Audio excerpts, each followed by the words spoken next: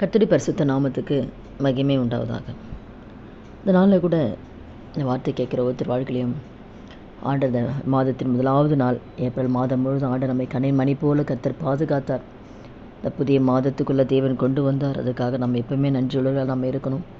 இந்த புதிய மாதத்தில் கூட இந்த மே மாதம் ஆண்டவர் நமக்கு என்ன வார்த்தை, ஆண்டவர் இந்த மாதம் என்ன செய்ய போகிறாருன்னா, காண்கின்ற தேவனாய் நம்ம எப்போவுமே அவருடைய கண்கள் நம்மை பார்த்து கொண்டே இருக்க போகிறது. இந்த மாதம் என்ன பண்ண போறேன்னா, நான் உன்னை காண்கின்ற தேவன் சொல்லி ஆண்டவர் சொல்கிறார். அப்போ ஆண்டவர் நம்மளை பார்த்தா போதும் இல்லை. இப்போ இந்த மாதம் முழுதும் மனுஷங்க பார்க்குறாங்களா இல்லையோ, கர்த்தர் நம்மளை பார்த்தா போதும், நம்ம வாழ்க்கையில் அற்புதம் நடக்கும். ஆகாருடைய வாழ்க்கையில் கூட ஆகார் சாராள் ஆபிரகாமுக்கு குழந்தை இல்லைன்றனால அடிமை பெண்ணாகிய ஆகாரை ஆபிரகாமுக்கு திருமணம் செய்து வச்சாங்க. அப்போ திருமணம் செய்து வைத்த உடனே குழந்தை பிறக்குது. குழந்தை பிறந்த உடனே ஆகார் என்ன பண்ணுறாங்கன்னா, சாராளை அற்பமாக நினைக்கிறாங்க. குழந்தை பிறந்த உடனே அற்பமாக நினைக்கிறதுனால சாராள் என்ன பண்ணுறாங்கன்னா, இந்த மாதிரி என்னை அற்பமாக நினைக்கிற ஆகாருன்னு சொன்ன உடனே ஆபிரகாம் என்ன பண்ணுறாருன்னா, நீ என்ன பண்ணுறியே பண்ணு அப்படின்னு சொன்ன உடனே அவர் ரொம்ப கடினமாக நடத்துகிறா சாராள்.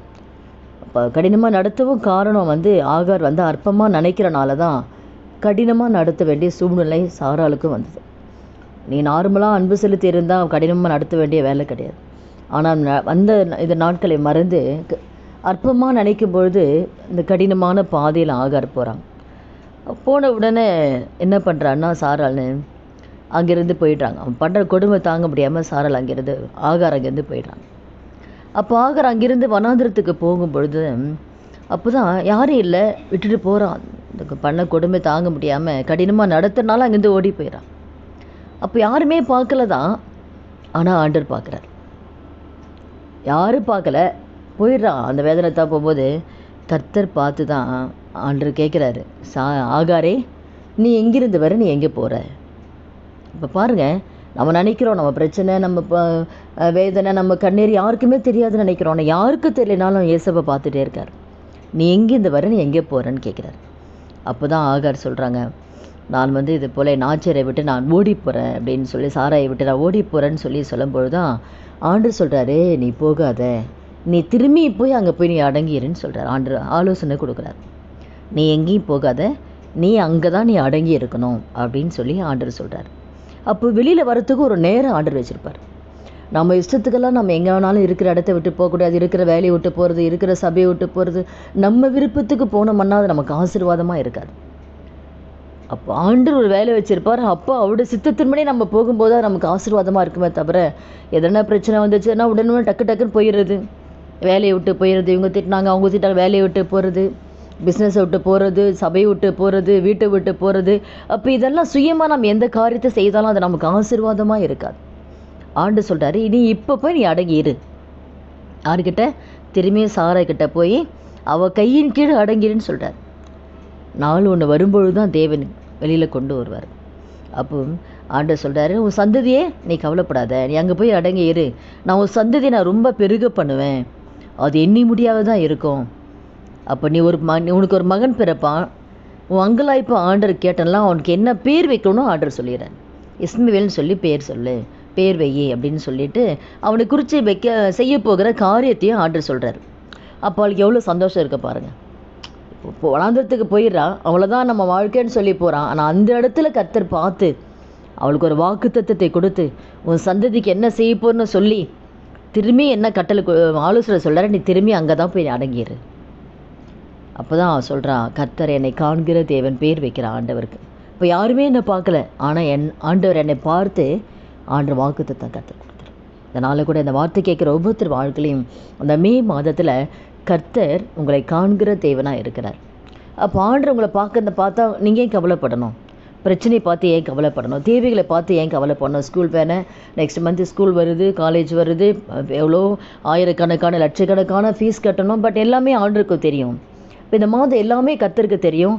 தேவைகளை கர்த்தர் சந்திப்பார். ஏன்னா மனுஷன் பார்க்காம போயிடுவாங்க. மனுஷனுக்கு நம்ம பிரச்சனை எதுவுமே மனுஷனுக்கு தெரியாது.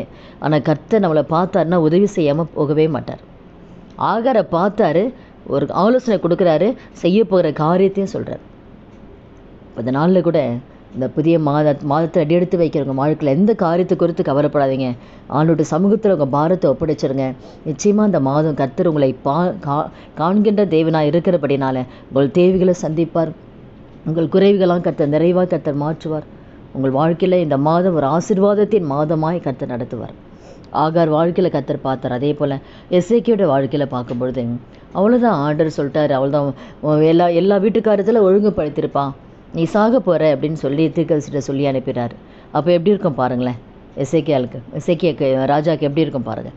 உடனே என்ன பண்ணுறார், ஒன்றுமே பண்ணல, சுபர்புறமாக திருப்பி அழுகிறார். ஆண்டவரே, உனக்கு முன்பாக நான் உண்மையை உத்தமமாக நான் நடந்தாலும் கொஞ்சம் நினச்சி பாருங்க டாடி அப்படின்னு சொல்லி நினச்சி பாருங்கன்னு சொல்லி அழுது உடனே ஆண்டவர் என்ன பண்ணுறாருன்னா, அப்பா இந்த கண்ணீரெல்லாம் ஆண்டவரை பார்க்கவே முடியாது. உடனே அப்பா என் பிள்ளை அழுதுட்டான், தாழ்த்திட்டான், முகம் திருப்பி அழுகுறார்.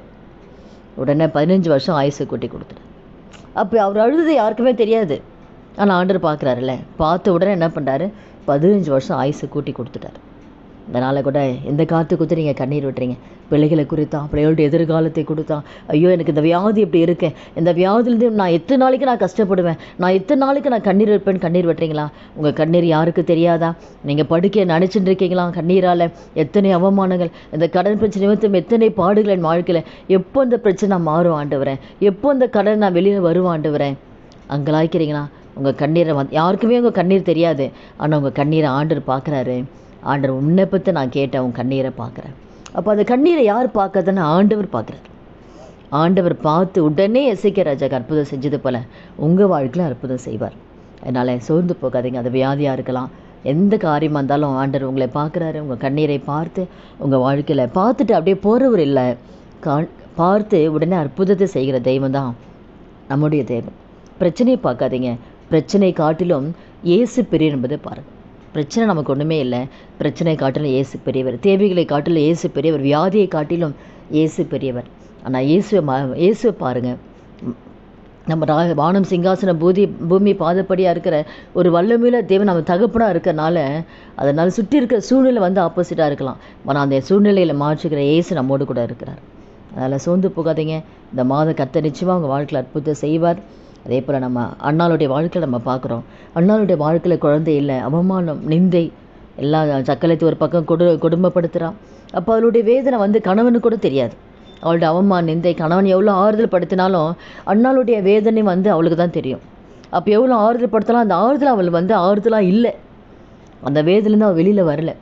அப்போ பார்த்தா எங்கே போனாலும் நமக்கு விடுதலை கிடையாது, எந்த மனுஷங்கிட்ட நமக்கு விடுதலை கிடையாது. கடைசியாக அவனுடைய பாதத்துக்கு போகிறான். அவனுடைய பாதத்துக்கு போய் அவன் வீட்டில் இருக்கிற துக்கத்தெல்லாம் அவனுடைய சமூகத்தில் வச்சிடறான். உடனே ஆண்டவர் என்ன பண்ணுறாரு, வச்சுட்டு அழகாக வந்துடுறான். ஆண்டவர் பார்க்குறாரு, அவளுடைய கண்ணீரை பார்த்து என்ன பண்ணுறாரு, ஆண்டவர் அவளுக்கு ஒரு குழந்தை செலுத்த கொடுக்குறாரு. இந்த நாளில் கூட அண்ணாளுடைய கண்ணீரை கர்த்தர் பார்த்தார், ஆகாருடைய கண்ணீரை பார்த்தார், எசேக்கியாவோட கண்ணீரை பார்த்தார். பார்த்து 3 பேரோட வாழ்க்கை அற்புதத்தை செய்தார். அண்ணாளுடைய நிந்தையை மாற்றின தேவன், அண்ணாளுடைய அவமானத்தை மாற்றின தேவன்.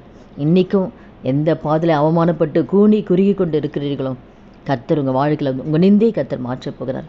உங்கள் அவமானத்தை கர்த்தர் மாற்றி உங்கள் வாழ்க்கையில் அற்புதத்தை தேவன் செய்வார். அதனால் இந்த வார்த்தை கேட்குற ஒவ்வொருத்தர் வாழ்க்கையில் நீங்கள் சோர்ந்து போகாதீங்க. இந்த மாதம் முழுவதும் கர்த்தர் உங்களோட இருப்பார். உங்களுக்கு காண்கிற தெய்வனாக இந்த மாதம் இருப்பார். உங்களை பார்த்து உங்கள் வாழ்க்கையில் நீங்கள் என்னெல்லாம் நீங்கள் எதிர்பார்க்கிறீங்களோ அந்த காரியத்தெல்லாம் தேவன் அற்புதத்தை செய்து ஆண்டவர் உங்களை சாட்சியாக கர்த்தர் நிறுத்துவார். அதனால் இந்த மே மாதத்தில் நீங்கள் சோர்ந்து போகாதீங்க. கர்த்தர் உங்களோடு கூட இருக்கிறார், உங்களை அதிகமாக நேசிக்கிறார். உங்கள் குடும்பத்தோடு அவர் இருந்து நீங்கள் ஏறெடுக்கிற ஒவ்வொரு ஜெபங்களுக்கு கர்த்தர் பதில் கொடுத்து கர்த்தர் பெரிய காரணம் செய்வார். ஜெபிக்கலாமா? துதிகள் மத்தியில் வாசம் செய்கிற நல்ல தகப்பனே இயேசு கிறிஸ்து நாமத்தில் சமூகத்தில் வருகிறோமப்பா. மாதத்தை இந்த முதலாவது நாளில் கர்த்தர் அந்த வார்த்தை கேட்குற ஒவ்வொருத்தரையும் அவருடைய குடும்பங்களை உடைய கரத்தில் ஒப்பு கொடுக்குறான்ப்பா. இந்த மாதம் முழுதும் யோபு அவனுக்கு உண்டான எல்லாவற்றையும் சுற்றி வேலி அடைத்தது போல் ஆண்டவரை இந்த வார்த்தை கேட்குற ஒவ்வொருத்தர் வாழ்க்கையில் அவளுடைய குடும்பங்கள், அவளுடைய வாகனங்கள், அவளுடைய சம்பத்துகள், அவளுக்கு உண்டான எல்லாவற்றையும் சுற்றி கர்த்தர் வேலி அடைப்பீராங்க ஆண்டவரை. பாதுகாப்பின் வேலி போடுங்கப்பா. தூதர்களை கட்டளையிட்டு கர்த்தர் பாதுகாத்துக் கொள்வீராங்க. எந்த சத்துருவின் கண்களுக்கு ஐயா இந்த வார்த்தை கேட்குற எந்த குடும்பங்கள் தெரியவே கூடாதாப்பா. ஆண்டவரே துதிக்கிற ராஜா, வேலி அடைங்கப்பா. எல்லா தேவைகளை சந்திங்க, குறைகளை நிறைவாக்க. உங்கள் பரிபூர்ண சமாதானம், உங்கள் பரிபூர்ண சந்தோஷம், உங்கள் பரிபூர்ண ஆசீர்வாதத்தினால இந்த வார்த்தை கேட்குற ஒவ்வொருத்தர் குடும்பங்களை கற்று நிரப்பும்படியாக ஜெபிக்கிற ஆண்டவரே. அப்பா ஒவ்வொருத்தரையும் ஆண்டவரே நீ காண்கிற தேவனா அங்கே இருக்கீங்கப்பா. நிச்சயமாக கர்த்தர் இந்த மாதத்தில் எல்லாருடைய தேவைகளை சந்திங்க. ஃபீஸ் காரியமாக இருக்கலாம், என்னெல்லாம் தேவைகளாக இருக்கிறதோ எல்லா தேவைகளை கர்த்தர் சந்தித்து கர்த்தருடைய பிள்ளைகளுக்கு ஆண்டவரே அப்பா சந்தோஷத்தின் நாட்களை காண செய்து பிள்ளைகளை கர்த்தர் சாட்சியாக நிறுத்துங்க டாடி. அப்படி நீங்கள் செய்ய போகிற தயவுக்காய் கோடி கோடி ஸ்தோத்திரம். எல்லா மகிமை உமக்கு செலுத்துகிறோம். இயேசுவின் நாமத்தில் ஜெபிக்கிறோம் நல்ல பிதாவே, ஆமேன். கர்த்தர் நாமம் மாத்திரம் மகிமை அடையட்டும்.